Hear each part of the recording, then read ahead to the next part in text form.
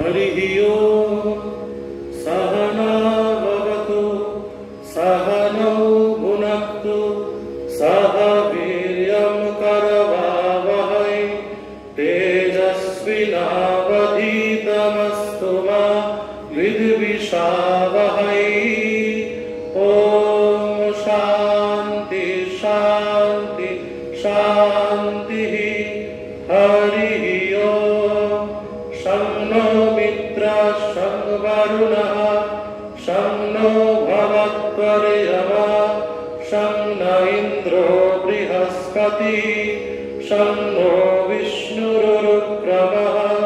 नमो ब्रह्मणे नमस्ते वायो त्वमेव प्रत्यक्षं ब्रह्मासि त्वामेव प्रत्यक्षं ब्रह्म वदिष्यामि ऋतं वदिष्यामि सत्यं वदिष्यामि तन्मामवतु तद्वक्तारमवतु अवतु माम् अवतु वक्तारम्।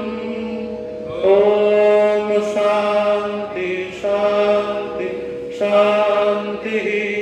हरिः ओम् भद्रं कर्णेभिः शृणुयाम देवा भद्रं पश्येमाक्षभिर्यजत्राः स्थिरैरङ्गैस्तुष्टुवागुंसस्तनूभिः व्यशेम देवहितं यदायुः स्वस्ति न इन्द्रो वृद्धश्रवाः स्वस्ति न पूषा विश्ववेदाः स्वस्ति नस्ताक्षो अरिष्टनेमि स्वस्ति नो बृहस्पतिर्दधातु। ॐ शान्ति शान्ति शान्तिः।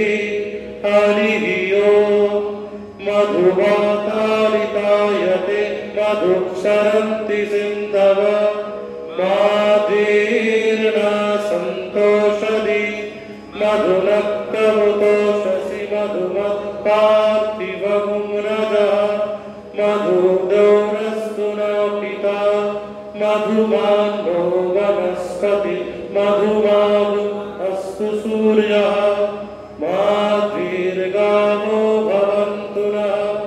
ॐ शान्ति शान्ति शान्तिः। हरिः ओम् तच्चैयोरावृणीमहे गातुं यज्ञाय गातुं यज्ञपतये दैवीर्स्वस्तिरस्तु नः स्वस्तिर्मानुषेभ्यः ऊर्ध्वं जिगातु भेषजं शं नो अस्तु द्विपदे स्वं चतुष्पदे। ॐ शान्ति शान्ति शान्तिः।